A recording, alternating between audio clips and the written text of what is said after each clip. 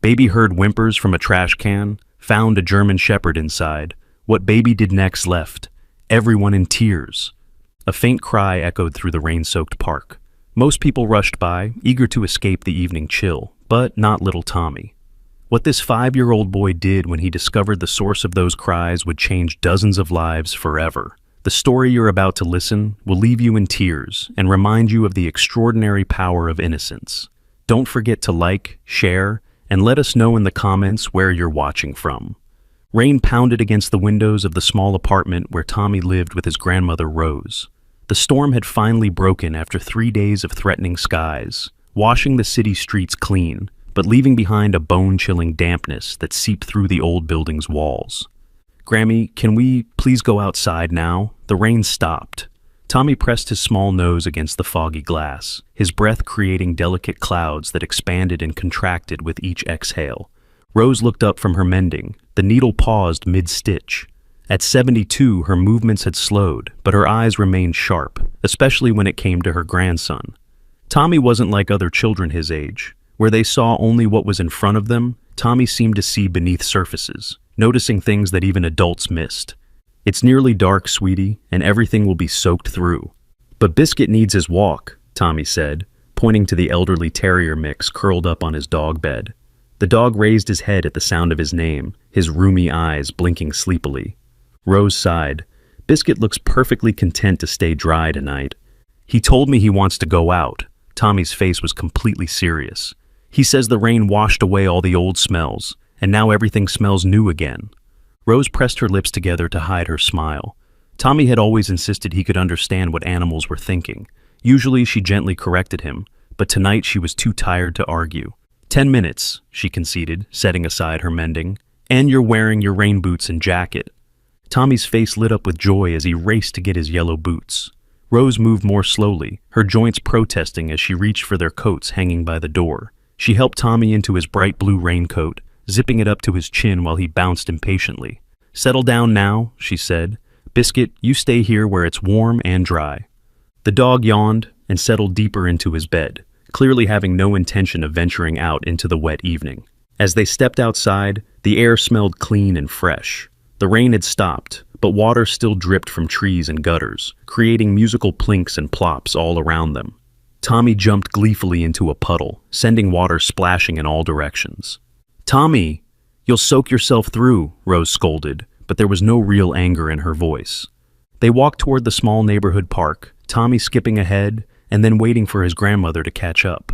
The park was deserted, the playground equipment glistening wet under the streetlights that had just flickered on. "Stay where I can see you," Rose called as Tommy darted toward the swings. She lowered herself carefully onto a damp bench, grimacing at the cold seeping through her coat. Tommy ran from the swings to the slide, trailing his fingers along the wet metal, but not climbing up. Then he froze, his head tilted to one side like a small bird listening for worms. "Grammy," he called, his voice dropping to a whisper that carried in the quiet park. "Do you hear that?" Rose strained to listen, but shook her head. "Just the dripping, dear." "No, someone's crying." Tommy was already moving, following a sound only he could hear. He headed toward the far corner of the park, where a row of dumpsters stood behind the public restrooms. "Tommy, get back here this instant." Rose struggled to her feet, hurrying after him as quickly as her arthritic knees would allow. By the time she caught up, Tommy was standing on tiptoe, peering into one of the large green dumpsters. His small face was scrunched with concern. "There's someone in there, Grammy. They're hurt." "That's impossible," Rose said firmly, taking his hand. "No one would be in there. Come away now." But Tommy pulled free. "Listen," he insisted. And this time, Rose heard it too, a faint, pitiful whimpering coming from inside the dumpster.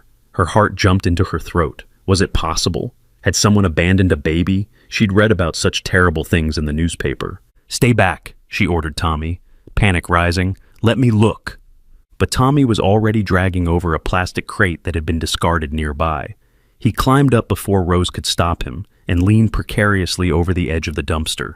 "Oh!" he gasped. "Grammy, come quick! It's a dog!" Rose grabbed Tommy by the waist, terrified he would fall in. "Get down from there right now!" "But we have to help her!" Tommy's eyes were wide with urgency. "She's really hurt, Grammy. She's scared and cold and hungry." Rose helped Tommy down, then cautiously stepped onto the crate herself to look inside. What she saw made her blood run cold. Huddled against a pile of soggy cardboard was a large German shepherd, or what was left of one. The dog was so emaciated that every rib stood out starkly against its dull, matted coat. Its eyes, sunken deep in their sockets, gazed up at her with a hopelessness that squeezed Rose's heart. But what horrified her most were the wounds, raw, bleeding gashes across the animal's face and shoulders, and an embedded collar that had cut so deeply into the skin that it was nearly hidden from view. "Oh, merciful heavens," Rose whispered, stepping back down. "We need to get her out, Grammy." Tommy was already tugging at her sleeve. "She's dying." Rose shook her head, trying to think practically. "Tommy, we can't. That dog is very sick and hurt. It needs a vet, not us, and it might be dangerous." "She's not dangerous," Tommy's voice rose shrilly. "She's scared. She needs help right now." Tears welled in his eyes. "Please, Grammy, please." Rose felt torn. The dog clearly needed help, but they had barely enough money for their own food, let alone expensive vet bills. And how would they even get a large, injured dog back to their apartment? "We should call animal control," she said finally. "They have people who know how to help sick animals." Tommy's face crumpled. "They'll put her to sleep, she told me." "Animals don't talk, Tommy," Rose said gently. "Not with words." Tommy's chin jutted out stubbornly.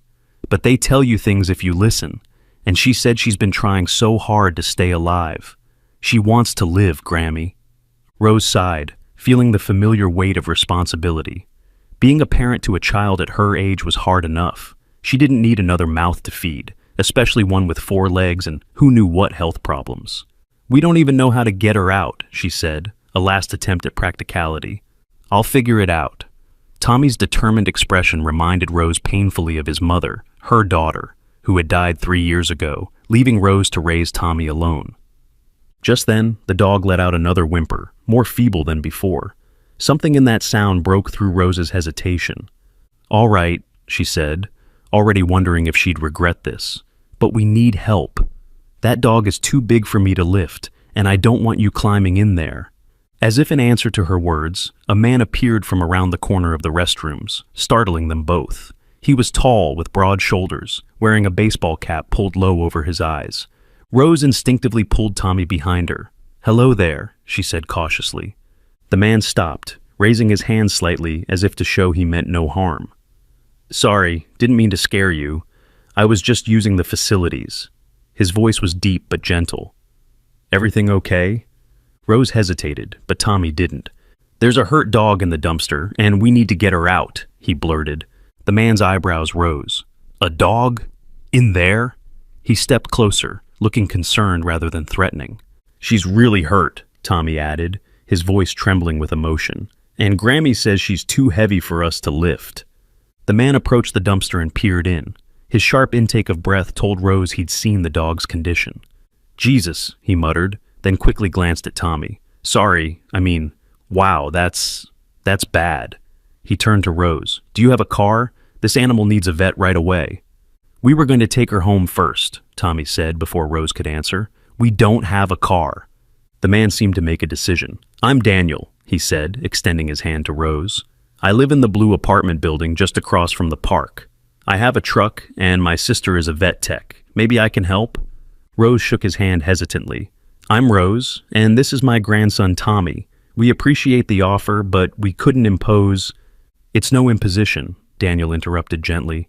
"I couldn't walk away knowing that animal is suffering." While they spoke, the dog's whimpers had grown quieter, which seemed to alarm Daniel. "We need to act fast. That dog doesn't have much time from the looks of it." Tommy tugged urgently at his grandmother's coat. "Please, Grammy, Daniel can help us." Rose looked from her grandson's pleading face to Daniel's concerned one, then back to the dumpster where the wounded animal lay dying. Her practical nature warred with her compassion. "All right," she finally said, "but the dog comes to our place. I don't want Tommy going off with someone we just met, even to help an animal." Daniel nodded, understanding her caution. "That makes sense. Let me see if I can get her out." He removed his jacket, rolled up his sleeves, and climbed carefully into the dumpster. Rose and Tommy watched anxiously as he spoke in low, soothing tones to the injured animal. "Hey there, girl. Easy now. We're going to help you, okay? Easy." The dog growled weakly, trying to bare its teeth despite its weakness. "She's scared," Tommy called out. "Tell her you won't hurt her." Daniel glanced at the boy with surprise, but did as suggested. "I'm not gonna hurt you, girl. We're here to help. That's right, easy now." To Rose's amazement, the dog stopped growling, though its body remained tense. Daniel moved slowly, finally managing to slide his arms beneath the animal's body. The dog yelped in pain when he lifted her, causing Tommy to cry out in distress. "I'm sorry, girl," Daniel murmured. "I know it hurts." With great care, he passed the dog up and over the edge of the dumpster to Rose, who nearly buckled under the unexpected weight. Despite its emaciated condition, the dog was still a large animal. "Tommy, step back," she ordered, struggling to hold the trembling creature. But Tommy moved closer instead, reaching out to gently stroke the dog's filthy head. "It's okay," he whispered. "You're safe now. Nobody's gonna hurt you ever again." The dog's eyes, glazed with pain and fear, seemed to focus on Tommy's face. Then, to Rose's astonishment, the animal stopped struggling and relaxed slightly in her arms. Daniel climbed out of the dumpster, his clothes now dirty and wet. "Let me take her," he offered, carefully lifting the dog from Rose's arms. "Where do you live?" "The Pine Heights apartments, just 2 blocks over," Rose said, still stunned by how the dog had responded to Tommy. They made their way slowly out of the park, Tommy walking alongside Daniel, his eyes never leaving the injured animal. Rose followed, her mind racing with worries about what they were getting themselves into. The dog's breathing grew more labored as they walked, each breath ending in a small whine of pain that tore at Rose's heart. What had happened to this poor creature? Who could be so cruel? By the time they reached the apartment building, Rose was panting from the exertion of keeping up. She fumbled with her keys at the entrance, then led the way up 2 flights of stairs to their small apartment. "You can put her on those blankets," she said, pointing to a stack of old blankets she used for when the laundry machine in the basement was broken. Daniel gently laid the dog down, and immediately Tommy was beside the animal, stroking its head and whispering words too soft for the adults to hear. Biscuit, their elderly terrier, approached cautiously, sniffing the air but keeping his distance. "I've never seen anything like this," Daniel said quietly to Rose. "Those wounds. This dog has been through hell." Rose nodded grimly. "What do we do now?" "My sister Jenny finishes her shift at the animal hospital in 20 minutes. I'll call her." Daniel pulled out his phone and stepped into the hallway to make the call. Left alone with Tommy and the injured dog, Rose felt a wave of uncertainty wash over her. The animal's condition was worse than she'd initially realized. Its breathing was shallow, and blood was seeping through the matted fur onto her blankets. "Grammy, she needs water," Tommy said, looking up with tear-filled eyes. Rose hurried to fill a bowl, wondering if the dog would even be able to drink. When she returned, Tommy took it from her hands and held it to the dog's muzzle, supporting her head with his other small hand.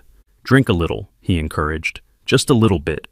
To Rose's surprise, the dog lapped weakly at the water, just a few drops, before letting her head sink back down. "Good girl," Tommy whispered. "You're so brave." Daniel returned, his face serious. "Jenny's coming straight here after her shift. She's bringing some supplies." He knelt beside the dog, carefully examining the embedded collar. "This needs to come off, but we should wait for Jenny. Removing it improperly could cause more damage." Rose nodded, then hesitated. "I should tell you, we don't have much money. I'm not sure we can afford." Daniel waved away her concerns. "Let's just focus on helping her right now. We can figure out the rest later." Tommy hadn't moved from the dog's side, his small hand gently stroking her ear. "She says thank you," he said suddenly. Daniel looked at the boy with curiosity. "She told you that?" Tommy nodded seriously. "Not with words, but I can tell what she's thinking." Instead of dismissing Tommy's claim as childish imagination, Daniel studied the boy thoughtfully. "What else does she say?" "She's been hurt for a long time. Bad people made her fight other dogs. She didn't want to, but they hurt her when she wouldn't." Tommy's voice dropped even lower. "And she's going to have babies." Rose and Daniel exchanged startled glances. "Babies?" Rose repeated. "Tommy, how could you possibly know that?" Tommy shrugged. "She told me. She's scared her babies will die because she's so sick." His bottom lip trembled. "We can't let that happen, Grammy. We just can't." Daniel gently moved closer to the dog, examining her belly. The animal tensed but didn't growl at him. "I'm no expert," he said slowly, "but her abdomen does look swollen despite how thin she is everywhere else. It's possible she's pregnant." The realization made the situation even more dire. Rose sank onto the edge of the sofa, feeling overwhelmed. Not just one sick animal, but potentially a litter of puppies, too. A knock at the door announced Jenny's arrival. Daniel let his sister in, a petite woman with the same kind eyes as her brother, carrying a large medical bag. "Oh my," she breathed, seeing the dog. "This is bad." She moved efficiently, setting out supplies and pulling on latex gloves. "I'm going to need to sedate her lightly to remove that collar and clean these wounds. Has she been aggressive at all?" "Only a little growling when we first approached," Daniel answered. "The boy seems to have a way with her." Jenny smiled at Tommy. "What's your name, buddy?" "Tommy," he answered, still stroking the dog. "Are you going to make her better?" "I'm going to try my very best," Jenny promised. "What's her name?" Tommy looked thoughtful. "She doesn't have one yet. The bad people never gave her a nice name, just mean ones." He leaned close to the dog's ear, whispering something, then looked up. "I think we should call her Miracle." "Miracle?" Rose repeated. Tommy nodded firmly. "Because it's a miracle we found her, and it'll be a miracle if she gets better. But she will. I know she will." Jenny prepared a syringe while explaining to Tommy what she was doing. "This will help Miracle feel less pain while I take care of her wounds. She'll get sleepy, but that's okay." The dog flinched slightly when the needle went in, but otherwise remained still, her eyes locked on Tommy's face, as if drawing strength from the boy's presence. As the sedative took effect, Jenny carefully began examining the collar. "This has been on for months, maybe longer," she said grimly. "The skin has grown around it in places." Rose felt sick at the thought. How could anyone do this to an animal? Jenny shook her head, focusing on her work. Some people don't see animals as living beings with feelings. She looked at the wounds on the dog's face and body. These are fighting wounds. She was probably used as a bait dog. "What's a bait dog?" Tommy asked, his eyes never leaving Miracle's face. The adults exchanged uncomfortable glances. "It's when bad people use one dog to train other dogs to fight," Daniel explained carefully. "The bait dog isn't supposed to fight back." Tommy's face crumpled. "That's why she's so sad inside. She never wanted to hurt anyone, but they made her." As Jenny worked to carefully cut away the embedded collar, she confirmed Tommy's earlier statement. "You were right, buddy. She is pregnant. Probably about 6 weeks along, I'd guess." "How many babies?" Tommy asked. Jenny gently palpated the dog's abdomen. "Hard to say for sure, but I feel at least 5 or 6. The news hung in the air. Rose tried to imagine how they would manage not just one sick dog, but half a dozen puppies as well. It seemed impossible. "Can the puppies be saved?" she asked quietly. Jenny's expression was guarded. "If we can get her stabilized and improve her nutrition, there's a chance. But she's severely malnourished and fighting infection from these wounds. The next 48 hours will be critical." As Jenny cleaned and treated the wounds, Miracle remained still, occasionally whimpering, but mostly silent. Tommy never left her side, whispering encouragement and gently holding her paw. "You're being so brave," Rose overheard him saying. "Just a little bit longer, and the pain will start going away." Finally, Jenny sat back on her heels. "That's the best I can do for now. The collar's off, wounds are cleaned and dressed, and I've given her antibiotics and fluids." She looked at Rose. "She needs to see a veterinarian as soon as possible. I've done emergency care, but she needs proper treatment." Rose nodded, pushing aside her financial worries for the moment. "We'll take her first thing tomorrow." Jenny packed up her supplies, leaving behind painkillers, antibiotics, and special food. "Try to get her to eat a little tonight, but don't force it. Keep her warm and comfortable." As Daniel and Jenny prepared to leave, Tommy finally looked up from Miracle's side. "Thank you for helping her," he said solemnly. Jenny knelt down to his level. "You're the real hero, Tommy. You heard her when no one else did. Not many adults would have been so brave or kind." Tommy shook his head. "I just listened. Anyone can do that." Daniel ruffled the boy's hair. "Not everyone listens the way you do, buddy." After they left, promising to check back the next day, Rose settled Tommy and Miracle for the night. The dog had been moved to a clean pile of blankets near the heater, and Tommy had insisted on making a bed for himself right beside her. "You need to sleep in your own bed, sweetheart," Rose said, though without much conviction. "I can't, Grammy. Miracle is scared of the dark, and she might need water in the night." Tommy's face was set with the same determination she'd seen earlier. "I promised her I'd stay." Rose knew when she was beaten. She brought Tommy his pillow and comforter, helping him make a nest next to the injured dog. Biscuit, not to be left out, settled on Tommy's other side with a contented sigh. "Just for tonight," Rose said, kissing Tommy's forehead. "Tomorrow we figure out a better arrangement." As she turned out the lights, leaving only a small lamp burning in the corner, she heard Tommy's voice, soft and sure. "See, Miracle, I told you we'd help you, and tomorrow will be even better. Your babies are going to be okay too. I promise." Rose paused in the doorway, watching her grandson gently stroke the dog's head.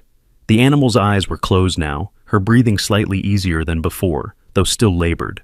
Tommy's small hand looked impossibly delicate against the scarred muzzle of the German Shepherd. For all her practical concerns, the money, the space, the responsibility, Rose couldn't help feeling that something important had happened today. Something that went beyond rescuing a stray dog. In Tommy's compassion, in his insistence that they help this suffering creature, she saw hope. Hope that the world might not be as cruel and indifferent as it sometimes seemed. "Grammy?" Tommy called softly from his nest of blankets. "Yes, sweetheart." "Miracle wants to know if she can stay with us forever." Rose felt her throat tighten. "We'll see, Tommy. Let's just focus on getting her well first." "She already feels better," Tommy said, his voice growing sleepy. "She says her heart doesn't hurt as much now." Rose closed the door quietly, tears pricking at her eyes. She'd raised Tommy to be kind, but this level of empathy, this connection with a suffering animal, it went beyond anything she had taught him. It was as if he possessed some innate understanding that most people, even most adults, lacked. As she prepared for bed herself, Rose found herself thinking about what Jenny had said about the next 48 hours being critical. Would Miracle survive the night? And if she did, how would they afford the veterinary care she and her unborn puppies would need? Problems for tomorrow, she decided as she climbed into bed. Tonight, she would simply be grateful that they had found the dog in time, that Daniel and Jenny had been there to help, and that Tommy's compassionate heart remained untouched by the cruelty that had so damaged Miracle.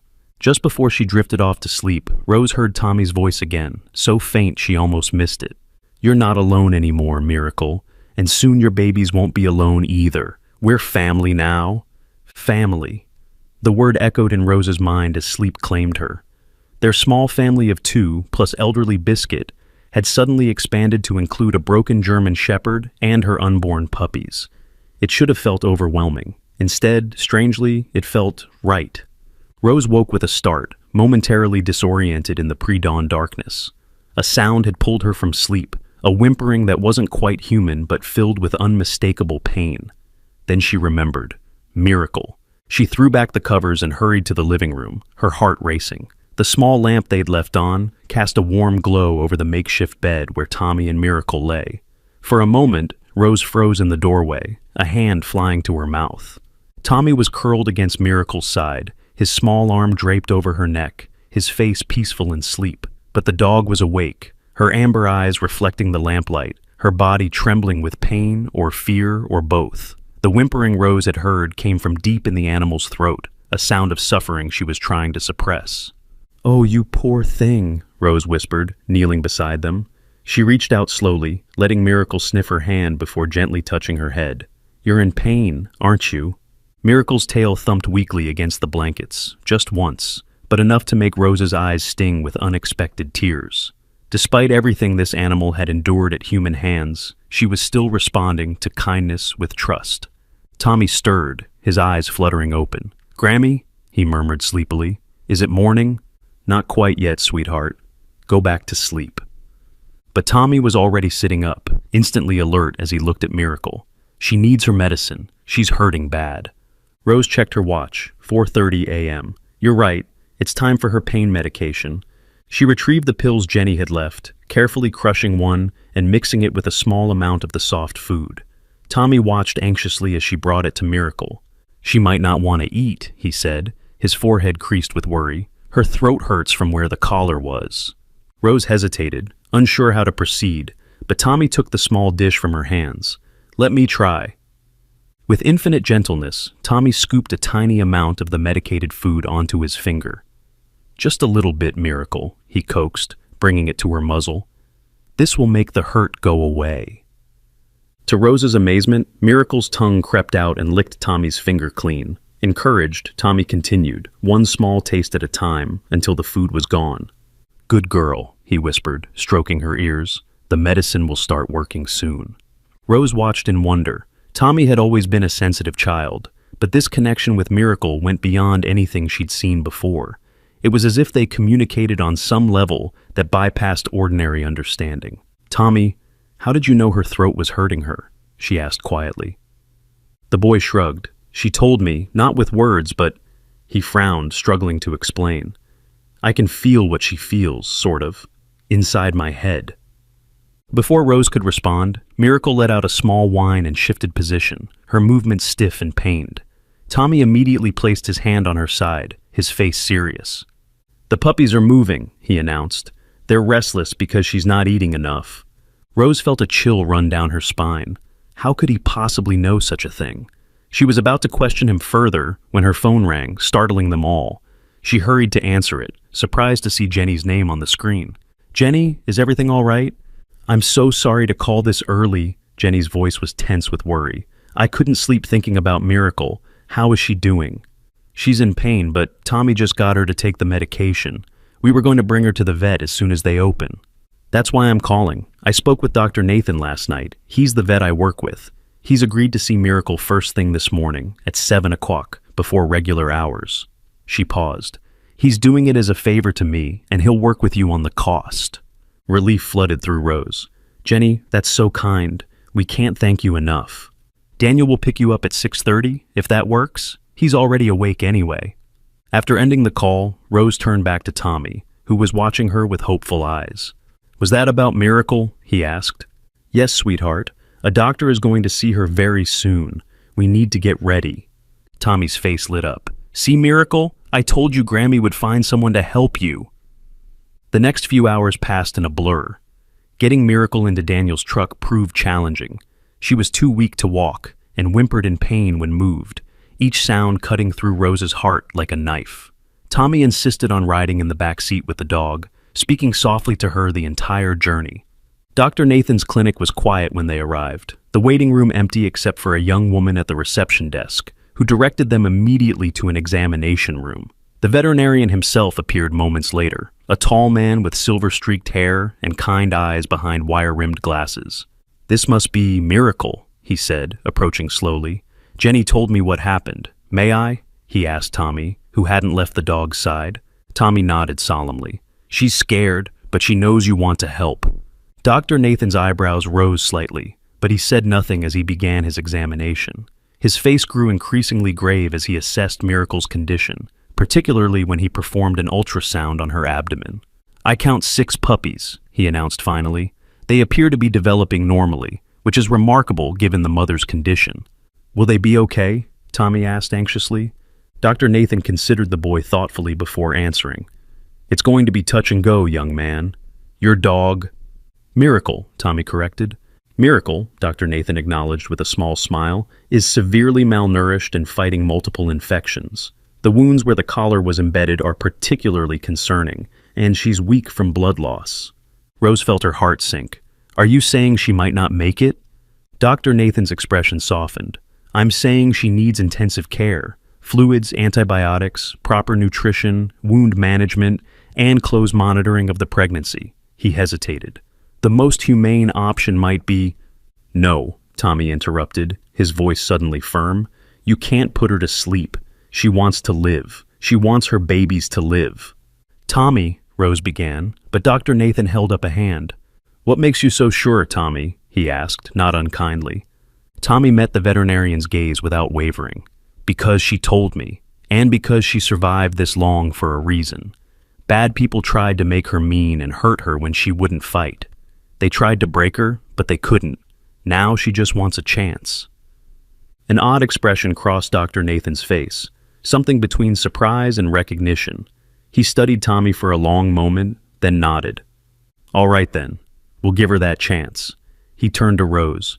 "It won't be easy, and I can't make any promises." "We understand," Rose said. "And about the cost." Dr. Nathan waved dismissively. "Jenny explained your situation. Let's focus on getting Miracle stable first. We can work out a payment plan later." He outlined the treatment plan. Miracle would need to stay at the clinic for at least 3 days for intensive care. After that, she would require ongoing treatment at home, with frequent checkups to monitor the pregnancy. The puppies are due in about 3 to 4 weeks, he explained. Between now and then, we need to improve Miracle's health dramatically if they're to have a chance. As they prepared to leave Miracle at the clinic, Tommy knelt beside her, whispering in her ear. Rose couldn't hear what he said, but she saw the dog's tail thump weakly in response. "She'll be okay here?" Tommy asked Dr. Nathan. "We'll take very good care of her," the veterinarian promised. "You can visit tomorrow, and I'll call your grandmother with updates." In the truck on the way home, Tommy was uncharacteristically quiet, his small face troubled. "Miracle will get the best care at the clinic," Rose assured him, reaching back to squeeze his hand. Tommy nodded, but his eyes remained distant. "She was so scared when we left. She thinks we might not come back." Daniel glanced at the boy in the rearview mirror. "You really understand her, don't you?" "I always could," Tommy said simply, "with all animals, but especially with Miracle. It's like we were supposed to find each other." Rose and Daniel exchanged looks, but neither commented further. When they reached the apartment, Daniel insisted on carrying the boy up the stairs, seeing how exhausted he was after the sleepless night. "You should try to rest," Rose told Tommy after Daniel left. "You've been up most of the night." But Tommy shook his head.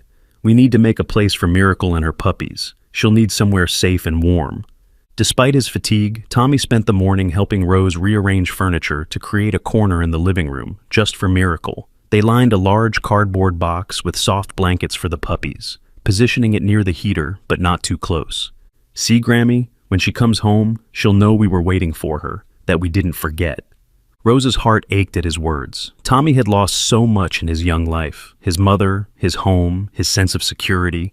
Yet here he was, pouring all his love and hope into a broken dog that most people would have walked past without a second glance. The phone rang shortly after lunch, startling them both. It was Dr. Nathan. "I wanted to give you an update," he said, his voice carefully neutral. "Miracle is stable, but her condition is still critical. The next 24 hours will tell us a lot." "Can I talk to her?" Tommy asked, having pressed his ear next to Rose's to hear. There was a pause. Then Dr. Nathan's voice softened. "That's an unusual request, but yes, let me take the phone to her." Rose heard movement, then the faint sounds of a clinical environment. "I've put you on speaker in Miracle's kennel," Dr. Nathan said. "She's awake but very groggy from the medication." "Miracle?" Tommy's voice trembled slightly. "It's me, Tommy. Grammy and I are getting everything ready for when you come home. There's a special box for your puppies, and we put it right where it's warm but not too hot." His words tumbled out faster now. "You don't need to be scared. The doctor is helping you, and then you're coming home with us. I promise we won't leave you." Rose felt tears spring to her eyes as Tommy continued talking to the dog, describing their preparations in detail, reassuring her that they were waiting. Finally, Dr. Nathan came back on the line. "That was remarkable," he said, his professional detachment slipping. "She was quite agitated before, but she's calmer now. Her heart rate has actually improved." He cleared his throat. "You have a very special grandson, Mrs. Wilson." "Rose, please." "And yes, I know he is." After hanging up, Rose found Tommy sitting on the floor beside Biscuit, his small hands stroking the old terrier's fur. "Biscuit says he'll help take care of the puppies," Tommy announced. "He's never had puppies of his own, so he thinks it will be nice." Rose smiled, playing along. "That's very kind of him." Tommy looked up at her, his expression suddenly serious. "You don't believe me, do you, about understanding what animals say?" The directness of the question caught Rose off guard.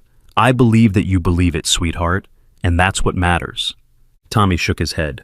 "Dr. Nathan believes me. He has a special dog, too, a black and white one that helps sick animals feel better just by sitting with them.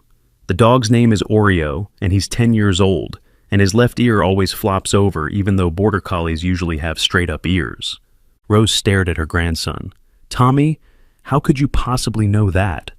"Miracle told me. Dr. Nathan was telling her about Oreo to make her feel better, and she remembered to tell me." Tommy's eyes were wide and earnest. "I'm not making it up, Grammy."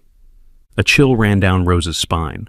There was no way Tommy could know such specific details about the veterinarian's dog, unless what he claimed was somehow true. Before she could respond, there was a knock at the door. It was Daniel, carrying several bags. Jenny sent some supplies, he explained, as Rose invited him in. Food, medications, puppy formula just in case, some clean blankets and a few toys. Tommy's face lit up as Daniel unpacked the items, especially when he pulled out a soft plush toy in the shape of a lamb. This is perfect. Miracle loves soft things. The bad people never gave her anything soft. Daniel looked at the boy curiously. You seem to know a lot about Miracle. Tommy nodded. She tells me things, not with words, but I can understand. Instead of dismissing this as childish fantasy, Daniel crouched down to Tommy's level. What kind of things does she tell you? Tommy's expression darkened. Bad things that happened to her. She was taken from her mother too early by men who wanted to make her mean. They kept her in a small cage and hurt her when she wouldn't fight other dogs. They called her Bait instead of giving her a real name. His voice dropped to a whisper. She tried to be good, but it was never enough. They always hurt her anyway. Rose felt sick listening to these details, wondering how Tommy could have invented such a specific and horrific backstory. Daniel looked equally disturbed. Does she tell you anything else? About where they kept her? Or who they were? Tommy's forehead creased in concentration. There was a red door, and she could smell gasoline and cigarettes all the time. The men called one person boss, and he had shiny shoes that clicked on the concrete floor. Daniel and Rose exchanged alarmed glances. Tommy, how do you know these things? Daniel asked carefully. The boy looked confused by the question. I told you. Miracle shows me pictures in my head sometimes. And feelings. What kind of pictures? Rose asked, her voice barely above a whisper.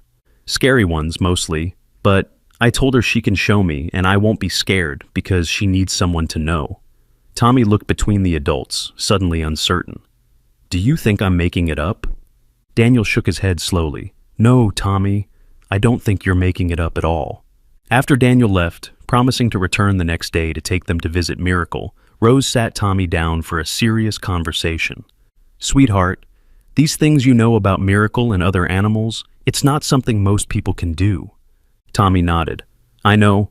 Mom used to say I had a gift, but she told me not to talk about it too much because some people wouldn't understand. The mention of his mother sent a pang through Rose's heart. Her daughter had never mentioned Tommy's unusual connection with animals, but then again, they'd grown apart in the years before her death, a rift Rose regretted every day. Your mother was right that it's special, she said carefully. But I think Dr. Nathan and Daniel might understand. They seem to believe you. Miracle says more people understand animals than you think. They just forget how when they grow up. Tommy's innocent explanation held a wisdom that left Rose momentarily speechless. The next few days fell into a rhythm centered around Miracle's recovery. Each morning, Daniel would drive them to the clinic where Tommy would spend hours sitting beside the German Shepherd's kennel, talking to her, and sometimes just reading books aloud while she rested. Dr. Nathan had given special permission for these extended visits, noting with amazement how Miracle's vital signs improved whenever Tommy was present. By the third day, Miracle was strong enough to lift her head when they arrived, her tail thumping weakly against the blankets. The severe wounds around her neck were beginning to heal, though the fur would never grow back completely, leaving a permanent ring of scar tissue as a reminder of her ordeal. She's making remarkable progress, Dr. Nathan told Rose as they watched Tommy gently feed Miracle by hand. Medically speaking, I wouldn't have given her more than a 50% chance of survival when you brought her in. Now, I'd say her odds are considerably better. Because of your care, Rose said gratefully. Dr. Nathan shook his head, his eyes on Tommy. Not just that. There's something about your grandson, a healing presence. I've seen animals respond to certain people before, but never quite like this. He hesitated. Has Tommy always had this connection with animals? Rose nodded slowly. Apparently, his mother, my daughter, called it a gift. I thought it was just a child's imagination, but now you're not so sure, Dr. Nathan finished for her. I don't claim to understand it, but I've been a veterinarian for 30 years, and I have learned to trust what I observe. What I observe is that your grandson has an extraordinary empathy that somehow transcends normal communication barriers. Whatever it is, it's helping Miracle heal. On the 5th day, Dr. Nathan announced that Miracle could go home. She'll need careful monitoring and treatment, but she's stable enough now, and frankly, I think she'll recover faster in a home environment with Tommy than here in the clinic. Getting Miracle settled at home was a challenge. She was still too weak to walk more than a few steps, requiring Rose and Daniel to carry her up the stairs to the apartment. But once inside, the dog visibly relaxed, allowing Tommy to guide her to the bed they had prepared. "See, Miracle? Just like I told you, this is your special place, and here's where your puppies will sleep when they come." Tommy showed her the box they had prepared, lined with soft blankets. "And Biscuit is here too. He says welcome home." The elderly terrier approached cautiously, sniffed Miracle's muzzle, then settled nearby with a contented sigh, as if he'd been expecting her all along. What happened next took the world by shock. Have you ever witnessed a special connection between a child and an animal? Share your stories below. The days that followed were filled with small victories. Miracle began eating more regularly, her strength returning bit by bit. Tommy spent every moment he could by her side, talking to her, brushing her coat where it wasn't wounded, and reading stories aloud. Rose marveled at his dedication. He was only 5, yet he showed a patience and compassion that many adults lacked. Dr. Nathan visited every other day to check on Miracle's progress and monitor the pregnancy. "The puppies are developing well," he announced after one examination. "That's a very good sign. Miracle's body isn't sacrificing them to save herself, which can happen in severe cases of malnutrition." "She wouldn't let her babies die," Tommy said confidently. "That's why she fought so hard to stay alive." One evening, about a week after Miracle had come home, Tommy suddenly froze while feeding her, his small face becoming serious. "Grammy, someone's watching our building." Rose looked up from her mending, startled by the certainty in his voice. "What do you mean, sweetheart?" "Miracle can feel them. Bad people." Tommy's eyes were wide with worry. "They're looking for her." A chill ran down Rose's spine. "Tommy, how would anyone know Miracle is here?" "She says they have ways of finding dogs. They put something in her ear." Tommy gently touched Miracle's left ear, where a small healed incision was visible. "It's not there anymore because the doctors took it out, but they know she's somewhere in this area." Rose wanted to dismiss these fears as a child's imagination, but the specificity of Tommy's claim unsettled her. She went to the window and carefully peeked out from behind the curtain. The street below was mostly empty in the early evening light, but a car was parked directly across from their building, a dark sedan with tinted windows. As she watched, a man emerged from the driver's side, lighting a cigarette. There was nothing overtly threatening about him, yet something in his posture, the way his gaze swept methodically over the buildings, sent a wave of unease through her. She stepped back from the window, her heart racing. It could be nothing, a coincidence, a delivery driver taking a break, anyone. But what if Tommy was right? "I'm going to call Daniel," she said, trying to keep her voice steady. Daniel arrived 20 minutes later with Jenny. Rose had explained Tommy's concerns over the phone, feeling slightly foolish but unwilling to ignore the warning. "The car is gone now," she said as they entered the apartment, "but Tommy is convinced someone is looking for Miracle." Daniel's expression was grave. "He might be right. Jenny, show them what you found." Jenny pulled out her phone and showed Rose a post from a local community forum. "Reward offered, German Shepherd female, answers to bait, last seen near Riverside Park, valuable breeding dog, contact Victor." "That can't be a coincidence," Daniel said quietly. "Riverside Park is right where you found Miracle, and bait." "That's what the bad men called her instead of a real name," Tommy said, still sitting beside Miracle, who had grown noticeably tense since Daniel and Jenny arrived. Jenny nodded. "And there's more. I showed Dr. Nathan this post, and he recognized the phone number. It belongs to Victor Crane, who has been investigated multiple times for suspected involvement in dogfighting rings, but they've never had enough evidence to charge him." "He's the boss," Tommy whispered, "the one with the shiny shoes that click." Rose felt sick. So these people are actually looking for Miracle? Why? She's just one dog and she's in no condition to fight. "It's not about her," Daniel explained grimly. "It's about the puppies. German Shepherd puppies from fighting bloodlines can sell for thousands of dollars each on the black market. If Miracle was their bait dog, her puppies were likely already promised to buyers." Jenny crouched beside Tommy and Miracle. "We need to talk to the police. These people are dangerous, and if they're looking for Miracle, they'll hurt her babies," Tommy finished, his voice small but determined. "We can't let them." Rose made the call, and within the hour, Officer Patrick Wilson arrived at their apartment. He was a solidly built man with kind eyes that crinkled at the corners when he smiled at Tommy. "So, you're the young man who rescued this dog," he said, kneeling to get a better look at Miracle. That was a brave thing to do. Tommy nodded seriously. She needed help, but now the bad people want her back. Officer Wilson's expression grew serious as Daniel and Jenny explained the situation, showing him the online post and sharing their concerns about Victor Crane. "We've been trying to build a case against Crane for years," Officer Wilson confirmed. "But he's careful, and dogfighting operations are notoriously difficult to infiltrate." He looked thoughtfully at Miracle. "This dog could actually be important evidence, if what you're saying about her being used as a bait dog is true." "It's true," Tommy said with absolute certainty. "She remembers everything they did to her." Officer Wilson studied the boy curiously, but didn't question his assertion. Instead, he addressed Rose. "I'm concerned for your safety if Crane suspects you have his dog. These operations involve serious money, and the people who run them don't hesitate to use intimidation." "What should we do?" Rose asked, fear settling in her stomach like a cold stone. "For now, be vigilant. Keep your doors locked, don't let the dog outside where she could be seen, and report any suspicious activity immediately." He handed Rose his card. "Call me directly, day or night, if anything concerns you." After Officer Wilson left, promising to increase patrols in the area, a heavy silence fell over the apartment. Miracle sensed the tension, pressing closer to Tommy's side. "We'll be okay," Tommy told her, stroking her head. "Officer Wilson is going to help us." But that night, after Tommy had finally fallen asleep, Rose sat alone in the kitchen, worry keeping her from rest. The thought of dangerous men searching for Miracle, potentially willing to harm her family to get to the dog, was terrifying.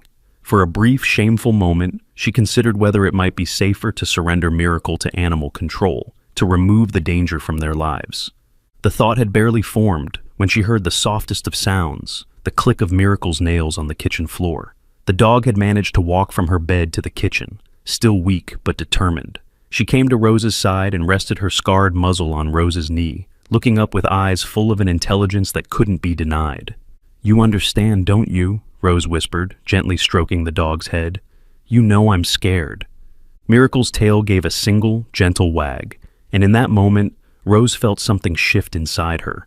This animal had endured unimaginable cruelty, yet still found the capacity to trust, to love. How could Rose even consider abandoning her now? "We'll protect you," she promised softly. "Somehow, we'll keep you and your puppies safe." The next few days passed in a state of careful vigilance. Daniel installed a better lock on their door and gave Rose a small canister of pepper spray, just in case. Jenny brought supplies so they wouldn't have to leave the apartment often, and Dr. Nathan made house calls to check on Miracle's progress. Tommy, seemingly oblivious to the adult's anxiety, focused entirely on Miracle's care. Her wounds were healing well, and her belly grew more pronounced as the puppies developed. She was able to walk short distances now, though she tired quickly. "She's going to be a great mom," Tommy told Rose as they watched Miracle carefully arranging the blankets in her bed with her muzzle. "She's already practicing making things nice for her babies." Rose smiled, pushing aside her worries for a moment, to appreciate the simple joy in Tommy's voice. "I think you're right, sweetheart. She's going to be wonderful." That night, Rose was awakened by Miracle's growling. "Si, sir." A low, threatening sound she had never heard from the dog before.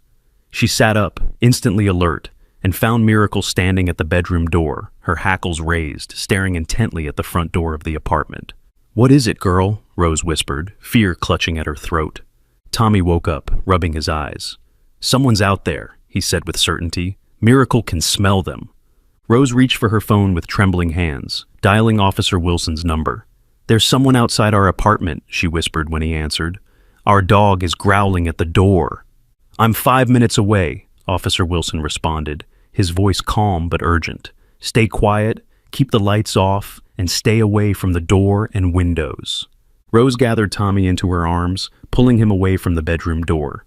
Miracle remained standing guard, her growl continuous but quiet, as if she understood the need for stealth. "It's going to be okay," Rose whispered to Tommy, though her heart was hammering so hard she was sure it would be heard through the walls. Tommy nodded, his eyes wide but remarkably free of fear. "Miracle won't let them hurt us, and she says they haven't found us yet. They're just checking all the apartments." True to his word, Officer Wilson arrived quickly. Rose heard his authoritative voice in the hallway, followed by hurried footsteps moving away.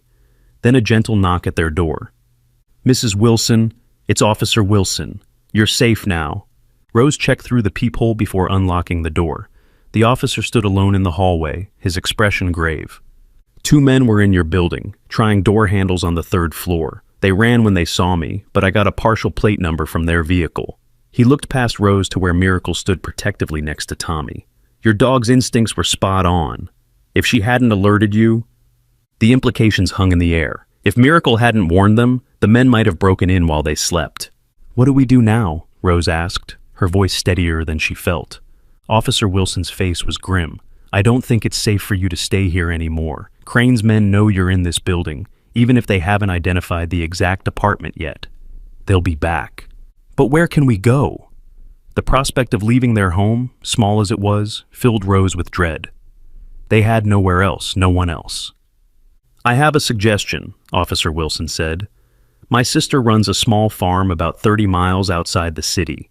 It's isolated, secure, and she loves animals. You could stay there until we resolve this situation." The offer was unexpected, but seemed heaven-sent. Within hours, Rose had packed their essential belongings, and Officer Wilson drove them to his sister's farm before dawn. Martha Wilson was a no-nonsense woman in her 50s, who welcomed them with open arms and hot chocolate, showing no hesitation about housing a pregnant ex-bait dog and her human family. "Patrick told me what you've been through," she said, showing them to a cozy guest cottage on the property. "You'll be safe here. No one comes to this farm without me knowing about it." The relief of being away from immediate danger allowed Rose to breathe easier than she had in days. Tommy and Miracle took to farm life instantly, with Tommy delighting in the chickens, goats, and 2 elderly horses that Martha kept. Miracle seemed to gain strength more rapidly in the open air, following Tommy at a careful pace as he explored the safely fenced property. Their peace was shattered 3 days later when Officer Wilson arrived with troubling news. "Crane's men broke into your apartment last night," he told Rose while Tommy was outside with Martha feeding the chickens. "They tore the place apart looking for Miracle." Rose felt sick. How did they know which apartment? "My guess is they've been watching the building, noticed you hadn't been there for days, and took a chance." Officer Wilson's face was grave. "These people are persistent, Rose. And the fact that they're going to such lengths to find one dog..." "It's about the puppies," Rose said, understanding now. "They must be worth a lot of money." Officer Wilson nodded. "Which gives us an idea. Jenny and Dr. Nathan think we might be able to use Miracle to finally build a case against Crane. The puppies are evidence of his operation, especially with the brand that was found in her ear." "You want to use Miracle as bait?" Rose asked incredulously. "After everything she's been through?" "Not exactly. We want to set up a controlled situation where Crane reveals his connection to her. If we can prove he was running a dogfighting operation, we can shut him down for good, and Miracle and her puppies will be safe." The plan was risky, but the alternative, living in hiding, constantly looking over their shoulders, was worse. Rose agreed to think about it, though the thought of putting Miracle in any kind of danger, even controlled, made her physically ill. When she explained the situation to Tommy later, trying to simplify it for his 5-year-old understanding, his response surprised her. "Miracle says she wants to help catch the bad men," he said solemnly. "She doesn't want them to hurt any more dogs like they hurt her." "Tommy, honey, I know you feel like you can understand what Miracle is thinking, but this is a very serious decision, and..." "She's sure, Grammy." Tommy's small face was set with determination. "I told her it might be scary, but she says she's not afraid anymore. Not with us." The implicit trust in his voice, the certainty that they would protect Miracle, moved Rose deeply. She found herself nodding, though doubt still clouded her thoughts. "We'll talk more with Officer Wilson tomorrow." The next day brought more complications. Martha, returning from town with supplies, reported seeing a car matching the description of Crane's vehicle, driving slowly past the turnoff to her farm. "They couldn't have found us," Rose protested, but the fear in her voice betrayed her uncertainty. Officer Wilson was called immediately. "We need to move forward with the plan," he said after hearing Martha's report. "Crane is getting closer, and I don't want to risk him finding you before we're ready." The plan, as Officer Wilson outlined it, involved using controlled information to lead Crane to believe Miracle would be at a certain location for a veterinary appointment. Officers would be stationed throughout the area, waiting to catch him or his men in the act of attempting to take the dog. "Miracle herself will be perfectly safe," Officer Wilson assured them. She'll be with Dr. Nathan in a secure room with officers present. Crane's men won't get anywhere near her. Still, the thought of deliberately drawing Crane closer filled Rose with dread. That night, as Tommy slept soundly, exhausted from a day of helping Martha with farm chores, Rose sat beside Miracle's bed, gently stroking her head. "I don't know if Tommy is right about being able to understand you," she whispered. "But if he is, if you can understand me, I want you to know that I'm scared. I'm scared of these men, scared of what might happen, scared of losing you or, God forbid, something happening to Tommy." Her voice broke. "But I promise you this, I will not let anyone hurt you or your puppies ever again. Whatever it takes, we're going to keep you safe." Miracle lifted her head, her amber eyes reflecting the dim light. Slowly, deliberately, she licked Rose's hand once, then rested her head on Rose's lap with a deep sigh. The simple gesture of trust brought tears to Rose's eyes. The next morning dawned gray and drizzly, matching Rose's apprehensive mood. Officer Wilson arrived early with Dr. Nathan, who needed to examine Miracle before the operation could proceed. "Her condition has improved remarkably," Dr. Nathan announced after the examination. "The puppies are developing normally and the wounds are healing well. Physically, she's strong enough for what we're planning, though the stress isn't ideal." "Are you sure this is the only way?" Rose asked the Officer Wilson for what felt like the 100th time. "It's the safest way to end this for good," he confirmed. "The alternative is to keep running, keep hiding, never knowing when Crane might find you." The plan was set for the following day. Information about Miracle's veterinary appointment was leaked through channels that would reach Crane, suggesting the dog would be brought to a small satellite clinic where Dr. Nathan sometimes worked. In reality, officers would be stationed throughout the building and surrounding area, with Miracle safely secured in an inner room. As they prepared for bed that night, the tension in the cottage was palpable. Even Tommy seemed subdued, holding Miracle's head in his lap as he sat on the floor beside her bed. "Grammy," he asked suddenly, "what if something goes wrong tomorrow?" The question hit Rose like a physical blow. She had been so focused on protecting Tommy from her own fears that she hadn't considered he might have fears of his own. "The police officers know what they're doing, sweetheart," she said, crouching beside him. "And Dr. Nathan will be with Miracle the whole time." Tommy nodded, but his eyes remained troubled. Miracle is worried about her puppies. They're moving around a lot tonight, more than usual. Rose felt a flutter of alarm. "Is she in pain? Should we call Dr. Nathan?" Tommy shook his head. "Not pain. She's just restless, like she knows something important is going to happen." Rose looked at the dog, who did indeed seem unusually alert, her eyes bright and focused despite the late hour. A strange premonition crept over Rose, a feeling that there was more to tomorrow's events than any of them had planned for. "Try to get some sleep," she told Tommy, helping him into bed. "Tomorrow will be a long day." But sleep proved elusive for all of them. Rose dozed fitfully, waking at every small sound. Tommy tossed and turned beside her, and Miracle, rather than sleeping in her bed, paced slowly between the bedroom and the front door, pausing occasionally to listen intently to sounds only she could hear. Shortly before dawn, Rose gave up on sleep entirely. She made herself a cup of tea and sat by the window, watching as the first pale light crept over Martha's farm. The rain had stopped, leaving behind a glistening, misty landscape that would normally have been beautiful. Today, it just seemed ominous. A soft whine drew her attention. Miracle stood in the doorway, her posture tense. "What is it, girl?" Rose asked, setting down her tea. Miracle whined again, more urgently, then turned and walked purposefully to the front door. When Rose didn't immediately follow, the dog returned and gently but firmly tugged at her robe with her teeth. "You want me to follow you?" Rose asked, a chill running down her spine. She glanced at Tommy, still finely sleeping, and made a quick decision. "Let me get my coat." The moment Rose opened the front door, Miracle slipped out, waiting just long enough for Rose to follow before setting off at a determined pace toward the barn. Despite her pregnancy and still healing injuries, the dog moved with surprising speed and purpose. Rose followed, confused and increasingly alarmed. The barn door was partially open, though Martha always closed it at night to keep the chickens safe from predators. As they approached, Rose heard a sound that made her blood run cold, a man's voice, low and threatening. "Find the dog, or Crane will have both our hides." Would Miracle's puppies survive what was about to happen? Comment below with your prediction for the birth scene.